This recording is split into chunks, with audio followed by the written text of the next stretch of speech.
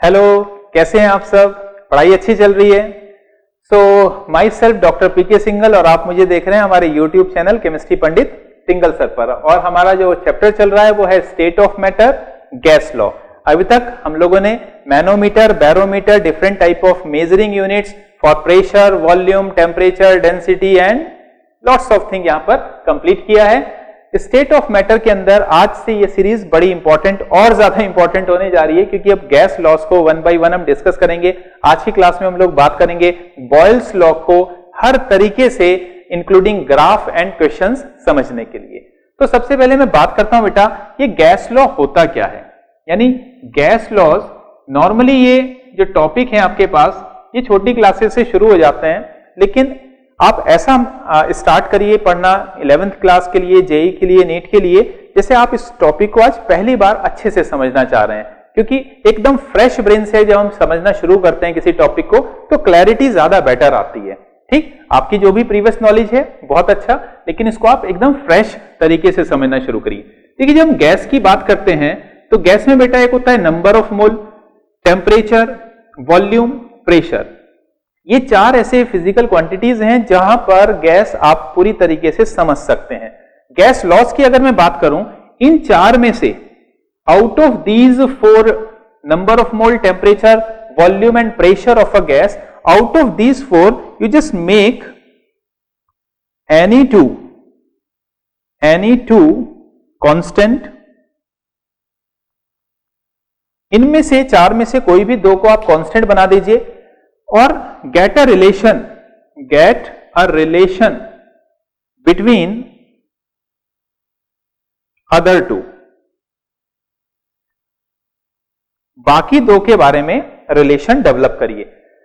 जैसे बॉयल्स ने क्या किया था, बॉयल्स ने बेटा नंबर ऑफ मोल, जिसको हम मास ऑफ अ गैस या क्वांटिटी ऑफ गैस बोलते हैं, एंड टेम्परेचर, इन दो को कांस्टेंट किया था। वॉल्यूम और प्रेशर के बीच में एक रिलेशन डिफाइन किया। सिमिलरली चार्ल्स ने इन दोनों में से नंबर ऑफ मोल और प्रेशर को कांस्टेंट किया, टेम्परेचर और वॉल्यूम के बीच में रिलेशन। आवागैद्रो ने नंबर ऑफ मोल को। ऐसा करते करते अलग अलग साइंटिस्ट ने अलग अलग गैस के लॉज दिए हैं। जो आज हम लोग पढ़ने वाले हैं वो पढ़ने वाले हैं बेटा मेनली बॉयल्स लॉ। तो हम लोग बॉयल्स लॉ को आज बहुत अच्छे से एक्सप्लेन करने वाले हैं, अच्छे से समझने वाले हैं। तो बड़े मजे से पढ़ने की कोशिश करिए Boyle's law. Boyle's law normally क्या है? नॉर्मली बॉयल्स लॉ की डेफिनेशन तो सबको पता होती है। बॉयल्स लॉ बेसिकली बोलता है the volume of a given मास। अब यहां पर ये जो वर्ड आ गया बेटा गिवन मास, इसका मतलब उन्होंने नंबर ऑफ मोल कर लिए fix. The volume of a given mass of a gas at constant temperature. अब यहां पर बेटा टेम्परेचर भी कर लिया कांस्टेंट, इज इनवर्सली प्रोपोर्शनल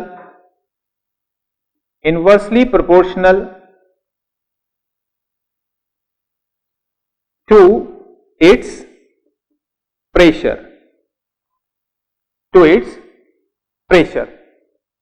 तो ये लॉजिक तो सबको पता होता है, लेकिन ध्यान क्या रखना है, प्रेशर का रिलेशन निकाला वॉल्यूम ऑफ गैस के साथ, नंबर ऑफ मोल यानी अमाउंट को, मास को नंबर ऑफ मोल, और टेम्परेचर को कर लिया कांस्टेंट। इन्होंने बोला कि volume is inversely proportional to pressure when number of mole and temperature both are constant. ठीक, अब प्रोपोर्शन का साइन हटाएंगे तो एक कांस्टेंट लेकर आए k डिवाइड बाई p को क्रॉस मल्टीप्लाई करके ले गए तो हम लिख सकते हैं pv is equal to k। कुछ लोग इसको लिखते हैं pv is equal to constant. pv is equal to constant क्योंकि एक p into v is equal to constant हो तो इसके सभी रेशो भी कांस्टेंट ही होंगे। यानी मैं लिख सकता हूं p1 is equal to p1 v1 is equal to p2 v2 is equal to p3 v3 is equal to, ये सब आपस में इक्वल रहने वाले हैं क्योंकि सेम रहेंगे, कांस्टेंट रहेंगे। तो एक जनरल सा मीनिंग आपको यहां पर क्लियर हो गया होगा कि बॉयल्स लॉ का एक मीनिंग क्या है, डेफिनेशन क्या है, उसको नॉर्मल वे में एक्सप्रेस कैसे किया जाता है। अब बॉयल्स लॉ के ऊपर जो मेन बातें पढ़ने वाली हैं, ये तो एकदम बेसिक चीज थी। बॉयल्स के लिए जो सबसे इंपॉर्टेंट पढ़ने वाली बात है वो ये है बेटा, जो ग्राफ के अंदर हम लोग मेनली देखते हैं, PV is equal to K। यहां से हम बॉयल्स की अब आगे कहानी शुरू करते हैं। सपोज करते हैं दोनों साइड में मैंने लॉग ले लिया, तो मैं लिख सकता हूं, इसके अलग अलग एरियाज को मैं एक्सप्लेन कर रहा हूं, बहुत ही ध्यान से आप सुनते जाइए, देखते जाइए। दोनों साइड में मैंने लॉग ले लिया बेटा। लॉग जब मल्टीप्लीकेशन में होते हैं तो प्लस की फॉर्म में लिखे जाते हैं, तो log P plus log V is equal to log K लिख सकता हूं। मैं 10th लेवल की मैथमेटिक्स ही यूज करूंगा, 11th 12th इंटीग्रेशन डिफरेंशिएशन वो सब में बहुत ज्यादा नहीं जाने वाला है, जिससे नीट के स्टूडेंट्स को कहीं कोई प्रॉब्लम ना आए। अब इस log V को लेफ्ट से राइट लेके जा रहा हूं बेटा। जितना आपने 10th की मैथ्स में पढ़ा होगा उतना ही मैं यूज कर आपको सारे एक्सप्लेनेशन देने वाला हूं। अब ये जो एक इक्वेशन आपके सामने आई बनकर, इसको मैं कोरिलेट कर रहा हूं स्ट्रेट लाइन इक्वेशन, यानी y is equal to mx plus c के साथ इसको कोरिलेट कर रहे हैं। अब यहां से आपको समझ में आ रहा होगा ये log p k के बराबर है। माइनस का मैं 1 लिख सकता हूं बेटा यहां पर, क्योंकि माइनस के साथ अगर कुछ नहीं लिखा है, माइनस लॉग है, तो इसका मतलब यहां पर माइनस का 1 है, तो माइनस के 1 यानी स्लोप की वैल्यू आ चुकी है। log v को आप क्या बोल सकते हैं, एक्स एक्सिस, और log k यानी इंटरसेप्ट, यानी आपका ग्राफ रेडी हो चुका है। तो ग्राफ की कहानी देखिए। ग्राफ यहां पर आप देख रहे हैं, तो यहां पर बेटा हमने y एक्सिस पर लिया log p, तो कई बार आता है log p versus log v graph आप ड्रॉ करिए, एक्स एक्सिस पर log v लिया। स्लोप कैसा है, नेगेटिव है, परफेक्ट -1 है, तो स्लोप है हमारा नेगेटिव स्लोप, नेगेटिव स्लोप। तो ये स्लोप की वैल्यू यानी m इज इक्वल टू हो गया माइनस का 1, ये वैल्यू आ गई आपकी थीटा एंगल, तो ये वैल्यू बनेगी tan थीटा। अब आपको पता ही होगा कि tan थीटा की वैल्यू अगर -1 है तो थीटा इज इक्वल टू कितना होना चाहिए, 135 डिग्री। तो इसका मतलब ये tan 35 की वैल्यू यहां पर आप ले सकते हैं। इंटरसेप्ट जहां से y एक्सिस से इंटरसेक्ट कर रहा है, ये है log k। तो कई बार ये क्वेश्चन आया एग्जामिनेशन में कि log p versus log v आप बॉयल्स लॉ के लिए ड्रॉ करिए। आपके सामने इसका इंटरप्रिटेशन के साथ ये कहानी एकदम क्लियर हो चुकी है। अब इससे रिलेटेड बहुत सारे दूसरे ग्राफ भी पूछे जाते हैं। अब और क्या ग्राफ पूछते हैं, चलिए उसके बारे में अब बात स्टार्ट करते हैं एक एक करके। यहां पर इस ग्राफ के अलावा, लॉग के ग्राफ के अलावा हमारे पास 3 और ग्राफ हैं और उसके इंटरमीडिएट क्वेश्चंस बनते हैं। वो कैसे, देखिए। एक ग्राफ बनता है बेटा, अब मैं ग्राफ के क्वेश्चन स्टार्ट कर रहा हूं। एक पूछते हैं प्रेशर वर्सेस 1/वॉल्यूम ग्राफ। ठीक, ये तो हम लोग को पता ही है कि PV is equal to K एक आइडियल गैस इक्वेशन है। फिलहाल मैं उसको सिर्फ लिख रहा हूं, थोड़ा सा इस्तेमाल करूंगा। कुछ आगे वीडियो जानने के बाद हम लोग PV is equal to nRT वाली जो इक्वेशन है, आइडियल गैस इक्वेशन, उसको हम बाद में एलेबोरेट भी करेंगे। एक इक्वेशन आप ये याद रखिए, PV is equal to nRT। अभी मैं इसको बहुत ज्यादा एक्सप्लेन नहीं करूंगा, लेकिन हाँ, इसको आगे जाकर हम काफी यूज करेंगे। बहुत यूजफुल सी इक्वेशन है। प्रेशर वॉल्यूम आप जानते हैं, नंबर ऑफ मोल भी जानते हैं, T एब्सोल्यूट टेम्परेचर, R एक गैस कांस्टेंट होता है, और गैस कांस्टेंट को भी काफी अच्छे आगे हम पढ़ने वाले हैं। खैर, ये 2 इक्वेशन ये तो बॉयल्स ने आपको बताई। K की वैल्यू यहां से समझ में आ रहा है nRT के बराबर होती है, nRT के बराबर होती है, इसको मैं यूज करूंगा कहीं। अब देखिए, pressure PV is equal to K को मैं क्या लिख सकता हूं, PV is equal to K multiplied by 1/V लिख सकता हूं। यानी प्रेशर का रिलेशन 1/V से डायरेक्ट दिखाई दे रहा है आपको, एकदम क्लियर है। यानी अगर प्रेशर इंक्रीज करेगा तो 1/वॉल्यूम भी इंक्रीज करेगा। Y is equal to mx plus c, तो यहां पर प्लस 0 आपको दिखाई दे रहा होगा। तो कैसा स्ट्रेट लाइन ग्राफ बनना है, स्लोप की वैल्यू यहां पर K के बराबर रहेगी, तो ग्राफ कैसे बनेगा, प्रेशर अगर इंक्रीज करेगा तो 1/V भी इंक्रीज करेगा, और m की वैल्यू पॉजिटिव में है, इसका मतलब ग्राफ यहां पर बनेगा पॉजिटिव। इंटरसेप्ट की वैल्यू यहां पर कोई आपको नहीं मिली, इसलिए मैं 0 से स्टार्ट कर रहा हूं इसको। तो आई थिंक ये कंसेप्ट आपको क्लियर हो गया होगा कि प्रेशर वर्सेस 1/V का ग्राफ ऐसा क्यों बना। ऑल्दो इस पूरी लाइन के ऊपर जो टेम्परेचर की वैल्यू होगी, लाइक T1, T2, T3, ये सब आपस में बराबर होने वाली हैं, क्योंकि स्लोप एकदम स्ट्रेट लाइन का स्लोप है। और ये एंगल अगर एकदम परफेक्ट वैल्यू है तो 45 डिग्री की होगी। खैर, अभी आपको डिग्री वगैरह में ज्यादा सोचना नहीं है कि ऐसा क्यों हुआ, क्योंकि ये डिग्री चेंज भी हो जाएगी। अगर हम टेम्परेचर को चेंज करेंगे तो ये जो एंगल, ये जो स्लोप है, ये चेंज हो जाएगा। अब यहां पर एक क्वेश्चन बनता है, ये तो एक नॉर्मल ग्राफ बन गया, प्रेशर वर्सेस 1/वॉल्यूम का graph, PV is equal to K की हेल्प से। अब यहां पर एक क्वेश्चन ये बनता है बेटा, सपोज करते हैं क्वेश्चन आपसे पूछा कि यहां पर लिया 1/वॉल्यूम, यहां पर लिया प्रेशर, और आपसे ये इस लाइन की जगह 3 लाइंस यहां पर बना दी।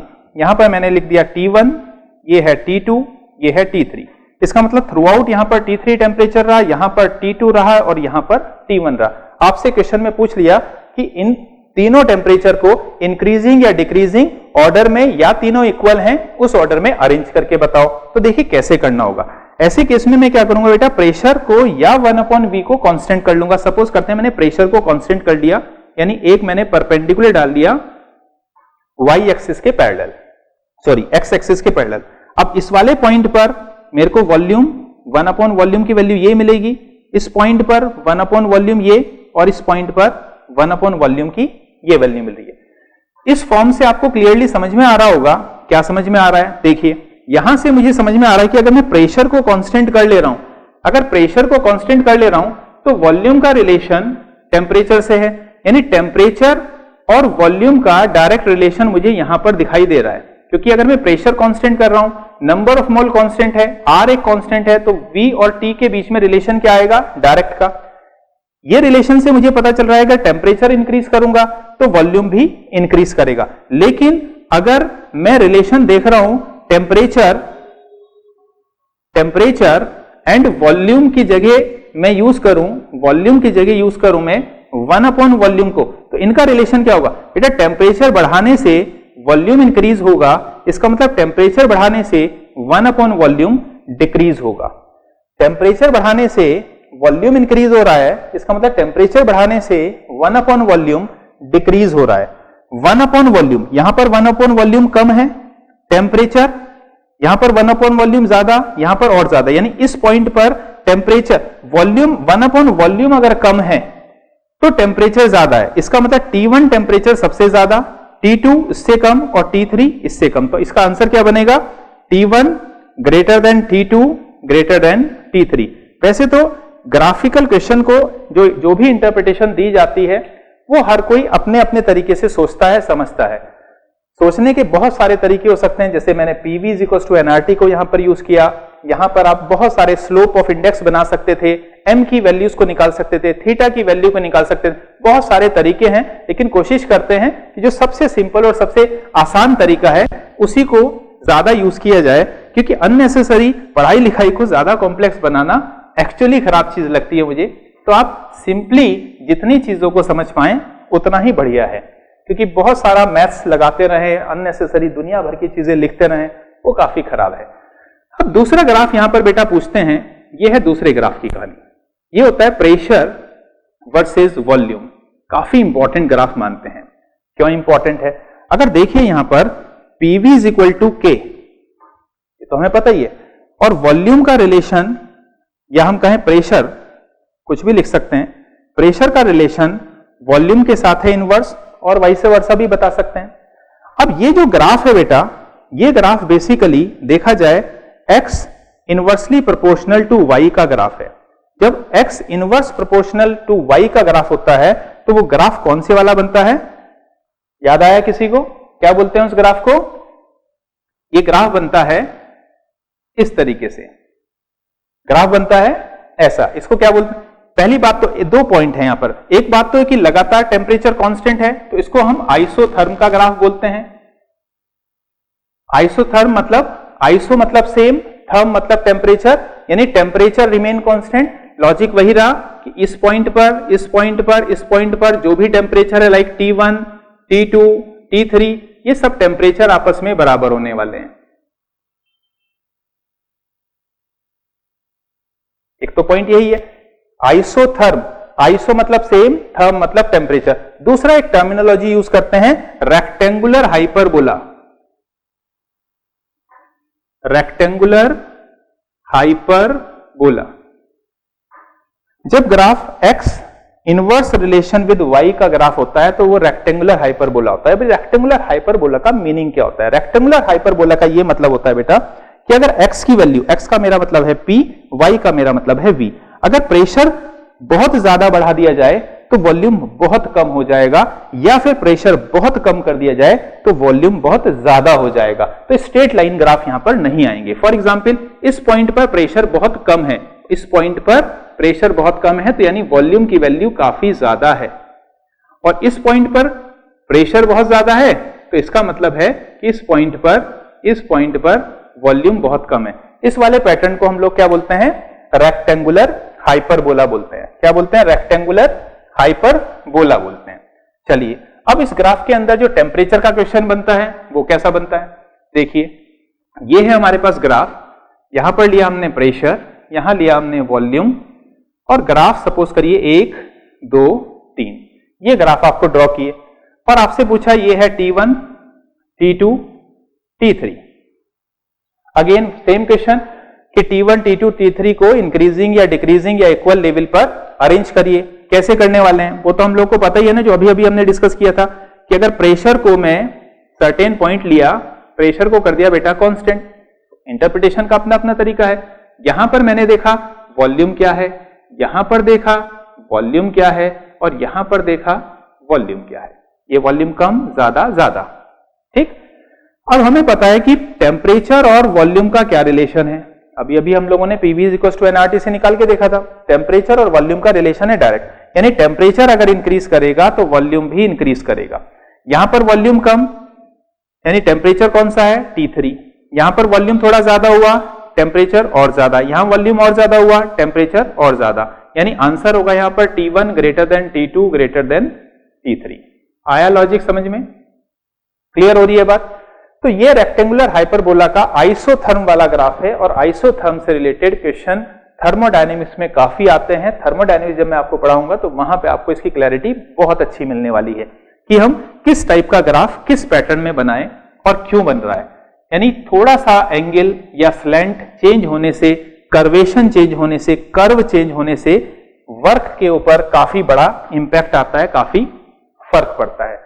तीसरी कैटेगरी का ग्राफ है बॉयल्स के अंदर बेटा, ये देखिए बड़ा सिंपल ग्राफ माना जाता है। यहां पर हम PV वर्सेस प्रेशर लिखें या फिर वॉल्यूम लिखें, दोनों का ग्राफ एक ही जैसा है, PV वर्सेस P या PV वर्सेस V। क्योंकि हम लोग को पता है बेटा PV तो है कांस्टेंट। कब तक कांस्टेंट है? जब तक आप टेम्परेचर को रखते हैं कांस्टेंट। जब तक टेम्परेचर को कांस्टेंट रखते हैं तब तक PV की वैल्यू कांस्टेंट रहने वाली है। टेम्परेचर कांस्टेंट रहेगा तो PV कांस्टेंट रहेगा। प्रेशर चेंज या वॉल्यूम चेंज करने से कुछ फर्क नहीं पड़ेगा, क्योंकि अगर आप प्रेशर बढ़ाएंगे तो वॉल्यूम अकॉर्डिंगली चेंज हो जाएगा। तो यहां पर एक simple straight line parallel to x axis graph यहां पर आता है। तो यहां कोई कंफ्यूजन नहीं होगा क्योंकि सिंपलेस्ट ग्राफ माना जाता है।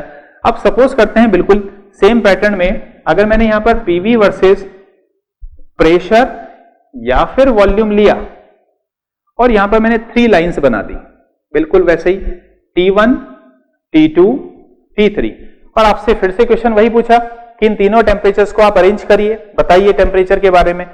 तो क्या लॉजिक लगाएंगे?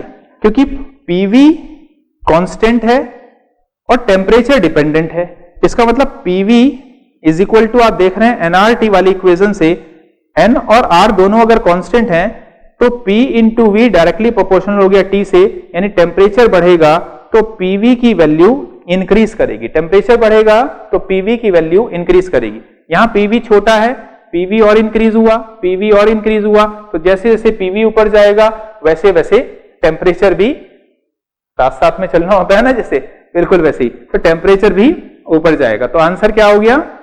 बिल्कुल वैसे ही सेम लॉजिक से T1 > T2 > T3। ये लॉजिक का आंसर आपके सामने आ चुका है। अब बॉयल्स के अंदर एक पॉइंट यहां पर पूछते हैं, क्या पूछते हैं? वो पूछते हैं कि बॉयल्स लॉ तो हमने ठीक है समझ लिया, लेकिन इसका सिग्निफिकेंस कहां है, कहां इसका इस्तेमाल कर सकते हैं? What is the significance, what is the significance of Boyle's law? Of Boyle's law. Boyle's law का भैया फायदा क्या है, सिग्निफिकेंस क्या है? तो इसका एक सिग्निफिकेंस बताता हूं, बढ़िया सिग्निफिकेंस है। Pressure directly proportional to density, ये इसका बहुत ही इंपॉर्टेंट सिग्निफिकेंस है। कैसे इसको समझते हैं देखिए, हम लोग को पता है बेटा PV is equal to K, since we know volume is equal to mass upon density, ये तो हम लोग को पता ही है। So pressure into mass upon density is equal to K लिख सकता हूं। अब हम लोग को पता है कि बॉयल्स ने क्या बोला था, फॉर बॉयल्स के लिए मास यानी नंबर ऑफ मोल यानी क्वांटिटी सेम रहने वाली यानी कांस्टेंट, के अपने आप में कांस्टेंट है। तो मैं क्या लिख सकता हूं इस डिस्कशन से, ये दोनों कांस्टेंट हैं, तो मैं क्या लिख सकता हूं, P directly proportional to D, यानी जिस गैस का प्रेशर में बढ़ाऊंगा उसकी डेंसिटी भी इंक्रीज हो जाएगी। इसका लॉजिक समझिए। सपोज करते हैं ये है सी लेवल, ये है सी लेवल। अब सी लेवल पर जो प्रेशर होगा बेटा वो होगा 760 mmHg नॉर्मली सी लेवल पर, जिसको हम 1 एटमॉस्फेयर बोलते हैं। जैसे जैसे आप हाई एलिवेशन की तरफ जाएंगे यानी पहाड़ों की तरफ जाएंगे, जैसे जैसे आप हाई एलिवेशन की तरफ जाएंगे वैसे वैसे एटमॉस्फेयर का प्रेशर हो जाता है कम, यानी प्रेशर हो जाएगा कम। जैसे जैसे आप हाई एलिवेशन की तरफ जाते हैं वैसे वैसे प्रेशर हो जाएगा कम। इसका मतलब वहां पर रहने वाली एयर की डेंसिटी हो जाएगी कम। यानी जैसे जैसे आप जो माउंटेनियर्स होते हैं, जो पहाड़ों पर जाते हैं, उनको ऑक्सीजन का सिलेंडर कैरी करना पड़ता है। उनको क्या करना पड़ता है, ऑक्सीजन का सिलेंडर कैरी करना पड़ता है। क्यों कैरी करते हैं बेटा ऑक्सीजन का सिलेंडर? क्योंकि जितनी हाई एलिवेशन पे जाएंगे, हाई एल्टीट्यूड पर जाएंगे, वैसे वैसे वहां पर मिलने वाली एयर के अंदर ऑक्सीजन की, क्योंकि एयर की डेंसिटी कम हो रही है मतलब कंटेंट ऑफ ऑक्सीजन वहां पर कम हो जाएगा। और ये जो पहाड़ों पर जाते हैं लोग, ये जा रहा है भैया ऊपर पहाड़ों की तरफ, ठीक है ना, ये जो पहाड़ों पर जा रहे हैं इनको एक प्रॉब्लम सी होने लगती है जिसको बोलते हैं एल्टीट्यूड सिकनेस। क्या बोलते हैं? Altitude sickness. यानी जो पहाड़ों की तरफ जा रहे हैं उनको एक परेशानी सी होने लगती है। कुछ लोगों को तो मसूरी तक जाए या थोड़ा सा और ऊपर तक जाए, वहां तक भी होने लगती है। इसको बोलते हैं एल्टीट्यूड सिकनेस, क्योंकि ऑक्सीजन डेंसिटी कम होने से क्या होगा, गैस के मॉलिक्यूल थोड़ा दूर दूर हो जाएंगे। अब गैस के मॉलिक्यूल दूर दूर हो जाएंगे तो जितना ऑक्सीजन आपको इनहेलेशन में चाहिए होता है उतना ऑक्सीजन आपको लंग्स को नहीं मिल पाएगा। बॉडी में ऑक्सीजन की कमी होने लगेगी और ऑक्सीजन की कमी होने से एल्टीट्यूड सिकनेस आने लगता है, यानी परेशानियां आने लगेंगी डिफरेंट डिफरेंट टाइप की। इसलिए जो माउंटेनियर्स होते हैं वो क्या कैरी करते हैं, ऑक्सीजन सिलेंडर कैरी करके ले जाते हैं अपने साथ। तो ऑक्सीजन सिलेंडर कैरी करने के पीछे लॉजिक यही है कि जैसे जैसे आप हाई एल्टीट्यूड की तरफ जाते हैं एटमॉस्फेरिक प्रेशर कम होता चला जाता है, जिससे एयर की डेंसिटी भी कम होने लगती है। और that is the reason why कि mountaineers carry oxygen cylinder with them. ये यहां पर एक बढ़िया सिग्निफिकेंस था बॉयल्स लॉ को लेकर। तो बॉयल्स लॉ तो आपको मुझे लगता है समझ में आ गया होगा बढ़िया तरीके से, इसमें कहीं कोई कंफ्यूजन अब नहीं बचा होगा। चलिए अब एक क्वेश्चन देखते हैं बॉयल्स लॉ के ऊपर। सपोज करते हैं यहां पर ये है एक कंटेनर, ये है एक कंटेनर और इसका कनेक्शन हो रखा है एक दूसरे कंटेनर से। इसकी कैपेसिटी है 120 ml, यहां पर कोई स्टॉपर वगैरह लगा हुआ है और इसकी कैपेसिटी है 180 ml।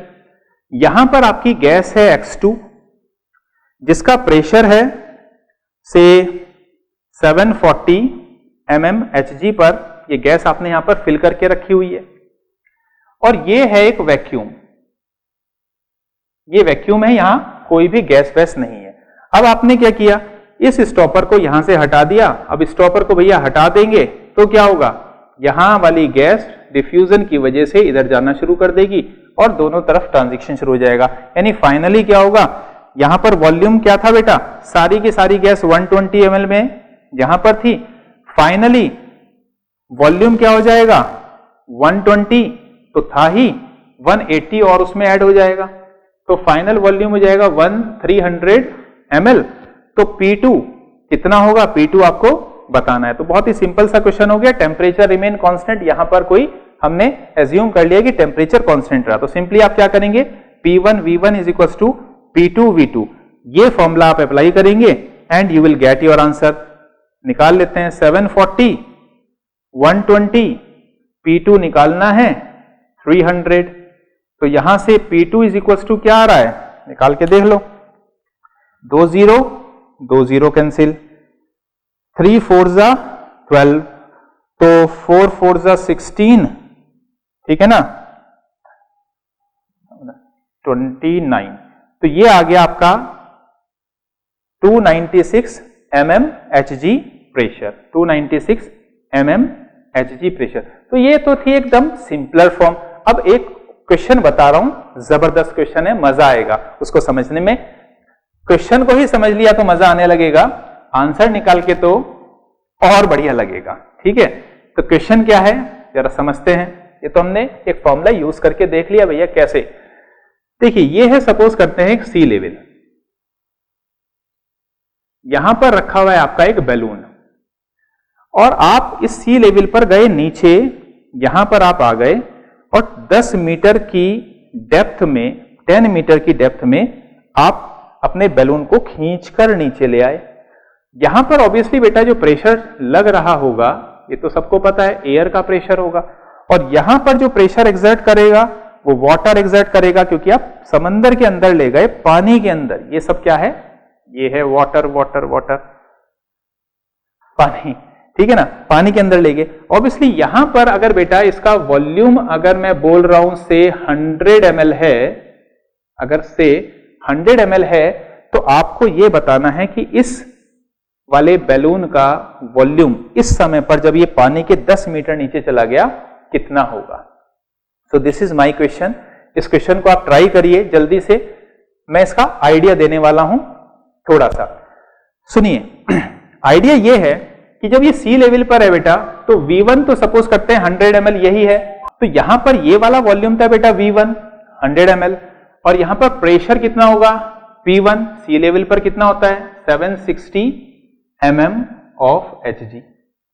अब V2 सपोज करते हैं ये V2 है, V2 आपको कैलकुलेट करने के लिए पूछ रहे हैं, तो आपको अगर किसी तरीके से ये P2 पता चल जाए, यानी 10 मीटर नीचे जाने के बाद कितना प्रेशर है ये मालूम चल जाए, तो आपका काम बन गया, क्योंकि इसके बाद तो आपको फॉर्मूला लगाना होगा कौन सा, P1 V1 is equal to P2 V2, and we are assuming that temperature is constant throughout the process. Throughout the process temperature क्या है, कांस्टेंट है, ठीक।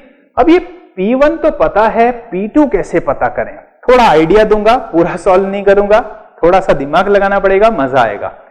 देखिए थोड़ा सा चलना शुरू करते हैं।